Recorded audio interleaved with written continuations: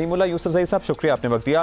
रहीमुल्लाह साहब, वहाँ तालिबान आगे बढ़ते जा रहे हैं, मज़ीद इलाके फ़तह करते जा रहे हैं, क्या उनके लिए ये पॉसिबल है कि मुकम्मल अफ़गानिस्तान पर कंट्रोल हासिल कर लें? क्योंकि यहाँ से भी ज़ाहिर रेजिस्टेंस तो अशरफ गनी और उनकी हुकूमत की तरफ से दिखाई जा रही है। अशरफ गनी साहब भी ऐसा लगता है कॉम्प्रोमाइज़ करने की पोजीशन में नहीं है, अफ़गान तालिबान भी कॉम्प्रोमाइज़ नहीं कर रहे हैं, तो सूरत हाल संभलने के बजाय बिगड़ती जा रही है। कई ऐसा है, सूरत हाल ख़राब हो रही है और तालिबान की पेशकदमी बहुत ही तेज़ है। रात को भी उन्होंने 2 नए ज़िली हेडकोार्टर्स के ऊपर गज़नी में और उरूज़गान में कब्ज़ा किया है और उनकी अक्सर ख़बरें जो होती हैं वो होती हैं अजल व पश्तों में तो इमीडिएट, यानी इतनी फतूहात हो रही हैं कि वो रफ्तार काफ़ी तेज़ है। और बड़ी हैरानी की बात यह है कि अक्सर फतूहात शुमाली अफ़गानिस्तान में हो रही हैं, जहाँ पे तालिबान का जोर कभी नहीं रहा, वहाँ पे गैर पश्तून आबादी ज़्यादा है। तो लग ये रहा है कि अफ़गान फ़ौज हौसला हार रही है और वो हथियार डाल रही है, मकामी अमायदीन बीच में पड़ रहे हैं और वो ये इनके हथियार डलवा रहे हैं और उनको रिहाई दी जा रही है।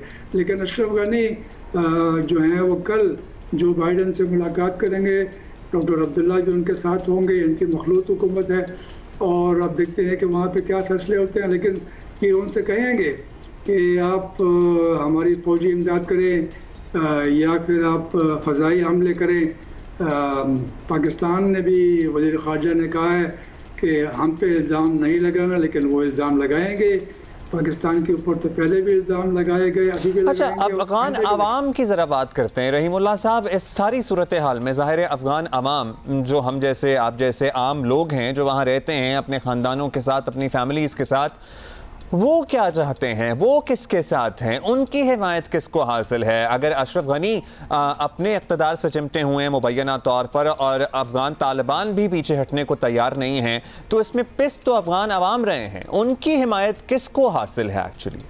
देखिए, ये वाज़ेह नहीं है क्योंकि अफ़गानिस्तान में एक तो कभी तारीख़ में मरदमशुमारी नहीं हुई। आबादी कितनी है? कहते हैं शायद 3.5 करोड़ है।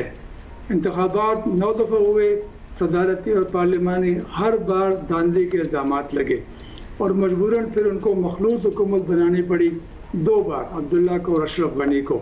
इससे पहले हामिद करज़ई के इंतखाबात के ऊपर भी एतराज़ात हुए। तो ये सही राय तो मालूम नहीं है, लेकिन ये कुछ हक़ाइक़ ये हैं कि 1 मई से पहले जब अमेरिका की फ़ौज का इनखला शुरू हुआ, 65% आबादी शहरों में थी और वो शहर अभी तक अफ़गान हुकूमत के कब्ज़े में है और बाकी जो देही इलाके अक्सर तालिबान के कब्ज़े में। अमेरिका ने माना कि 50% जो रकबा है वो तालिबान के कब्ज़े में है, लेकिन वो मज़ीद बढ़ गया है। तो मेरे ख़्याल में अफ़गान आवाम तो इस बात पे मेरे ख़्याल में ज़रा इनको इत्मीनान होगा कि ज़्यादा जंग नहीं हुई, बल्कि फ़ौज हथियार डाल रही है और तालिबान जो है कस्बों में दाखिल हो रहे हैं। लेकिन अगर जंग में इजाफा होता है तो ज़ाहिर है फिर उनके मुश्किलात में इजाफा होगा और हमें भी ख़तरा है कि कुछ अफ़गान महाजिर मज़ीद हमारे यहाँ आ जाए। जी रहीमुल्लाह यूसुफज़ई साहब, अफ़गानिस्तान की ऑब्वियसली बदलती सूरत हाल है और उसका हमेशा इम्पैक्ट जो है वो पाकिस्तान पे भी होता है। इन द पास्ट भी अगर देखा जाए, इनफैक्ट कोई भी चेंज अफ़गानिस्तान में हो रहा हो तो उसका नेगेटिव इम्प्लिकेशन पाकिस्तान पे भी आती है। तो इस पर आप क्या ये सूरत हाल किस तरह डेवलप होते हुए देख रहे हैं?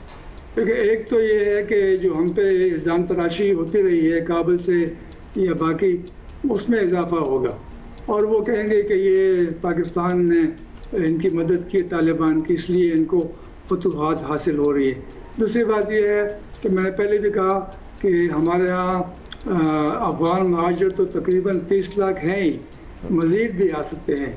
हालांकि हमने बाढ़ भी लगाई हुई है, 80% बाढ़ का काम मुकम्मल हो गया है, लेकिन ये आना जाना जो है ये मुकम्मल तौर पर बंद नहीं होगा। मिलिटेंट्स भी आएंगे, स्मगलर भी आएंगे, अफ़गान महाजिर भी आएंगे और फिर ये है कि हमारे भी कुछ लोग जाएंगे यहाँ से, पहले भी जाते रहे हैं, जाकर वो तालिबान का साथ देंगे तो हम भी मुलविस हो जाएंगे और फिर जो हमारे यहाँ अफ़गान महाजिर या अफ़गान हुकूमत के एजेंट या बाकी गैर मुल्की अनासर जो हैं तो वो भी हमारे यहाँ दहशतगर्दी की कार्रवाइयाँ कर सकते हैं। कल भी जौहर टाउन लाहौर में एक धमाका हुआ तो ये देखना है कि ये कौन करवा रहा है। लेकिन जी, उसकी जाहिर है फिर इन्वेस्टिगेशन होगी तो हक़ाइक़ सामने आएंगे। अच्छा, कोई डायलॉग का चांस बन सकता है अफगान तालिबान और अशरफ गनी की हुकूमत के दरमियान? डेडलॉक असल में क्या है? इनिशियली इत्तलात ये थी कि जी अफगान तालिबान अगर मुज़ाकरात के लिए आगे भी बढ़ते हैं तो वो अशरफ गनी को इस पोजीशन पर नहीं देखना चाहते। इसमें कितनी हकीकत है? अब क्या हो सकता है? कोई मुज़ाकरात हो सकते हैं इन दोनों पार्टीज़ के बीच? देखिए, मुज़ाकरात अभी तक बाज़ाब्ता तौर पर ख़त्म नहीं हुए। दोनों मुज़ाकराती टीमें कतर में मौजूद है, कभी कभार मुलाकात भी होती है, लेकिन कोई पेशरफ नहीं हो रही। सिर्फ एक बात के ऊपर इत्तेफाक राय हुआ, 12 सितंबर से बातचीत शुरू हुई पिछले साल, अभी तक रूल ऑफ प्रोसीजर और कोड ऑफ कंडक्ट के ऊपर इत्तेफाक हुआ है कि ये मुज़ाकरात किस तरीके से करने हैं। एजेंडे के ऊपर इत्तेफाक नहीं हो सका। कई महीने हो गए। अफगान हुकूमत चाहती है पहले जंगबंदी हो, तालिबान चाहते हैं कि पहले अगले निज़ाम, इस्लामी निज़ाम के बारे में बातें तय हो जाए। तो वो एक डेडलॉक तो है, लेकिन अभी ये है कि ये सुना है कि अब्दुल्ला, हामिद करज़ई, करीम खलीली, यूनुस कानूनी बड़े अहम रहनुमा हैं काबुल से, वो कतर जा रहे हैं, बात करेंगे। अशरफ गनी और अब्दुल्ला का दौरा अमेरिका का बड़ा अहम है। इस्तांबुल कॉन्फ्रेंस तो फिलहाल नहीं हो रही, लेकिन ये है कि राब्ते हैं, बातचीत। अमेरिका के दौरे की बात कर रहे हैं आप, इन अब्दुल्ला और अशरफ गनी साहब के। क्या ये आपके लिए हैरानी है कि अफगानिस्तान में जिस तरह सूरत हाल बदल रही है, अमेरिका निकल रहा है, अमेरिका ने मुकम्मल इनखला करना है, जब से जो बाइडन ने अपने ओहदे का चार्ज संभाला है, पाकिस्तान के वज़ीर आज़म से उन्होंने बात नहीं की है बराह रास्त। अब तो अमेरिका में भी इस बारे में तशवीश का इजहार किया गया है उनके रहनुमाओं की तरफ से। Isn't it surprising? ये बड़ी हैरान कुन लगी आपको बात, या नहीं कोई बात नहीं, बाद में हो जाएगा शायद रब्ता?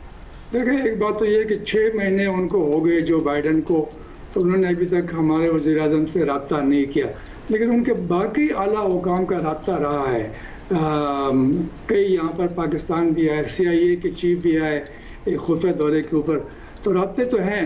लेकिन मेरे ख्याल में अमेरिका की जो तरजीहात हैं बाइडन के आने के बाद और पहले भी, वो तब्दील हो रही है। अफ़गानिस्तान उनके लिए इतना अहम नहीं रहा, वो इनखला कर रहे हैं। उनके लिए अहम बात चीन को रोकना है, चीन को कंटेन करना है, और उसके लिए उनको इंडिया का तावन चाहिए, और जो ऑस्ट्रेलिया और फार ईस्ट के ममालिक हैं उनका तावन चाहिए। तो अफ़गानिस्तान की अहमियत कम हो गई तो पाकिस्तान की भी अहमियत कम हो गई। तो मेरे ख्याल में ये मामला रहेगा, लेकिन अगर आइंदा भी अफ़गानिस्तान में अमेरिका मुखालिफ अनासर सर पकड़ते हैं तो फिर अमेरिका को परेशानी होगी और पाकिस्तान की अहमियत फिर से बढ़ जाएगी। जी, फाइनली रहीमुल्लाह साहब ये भी बताइएगा कि एक भारतीय वफ्द की मुलाकात हुई है तालिबान के हेड से इन कतर में ये मुलाकात हुई है, तो इसकी इम्प्लीकेशन क्या हो सकती है? इसको आप किस तरह देख रहे हैं? देखिए, पहली बात तो ये है कि ये कतर के एक जो अहलकार हैं उन्होंने ये बात की है कि मुलाकात हुई है। तालिबान अब भी इनकार कर रहे हैं कि कोई बाज़ाब्ता मुलाकात नहीं हुई, लेकिन इंडिया में कुछ अर्से से ये एक बहस चल रही थी मीडिया में भी कि हमें तालिबान से राब्ते करने चाहिए, वो एक हकीकत है, और अगर तालिबान आ गए तो फिर हम जो इंडिया का असर है इस वक्त अफ़गानिस्तान में वो कम हो जाएगा। तो $3 अरब की सरमायाकारी की है वो भी डूब जाएगी। तो मेरे ख्याल में उनकी ख्वाहिश तो है कि तालिबान से राब्ते कायम करें, लेकिन तालिबान ने कहा है कि वो सबके साथ ताल्लुकात रखेंगे, लेकिन उनके दिल में तो है कि इंडिया ने हमेशा उनकी मुखालफत की है। All right, let's see how this situation unfolds. बहुत शुक्रिया आपका रहीमुल्लाह साहब, आपने वक्त दिया। अब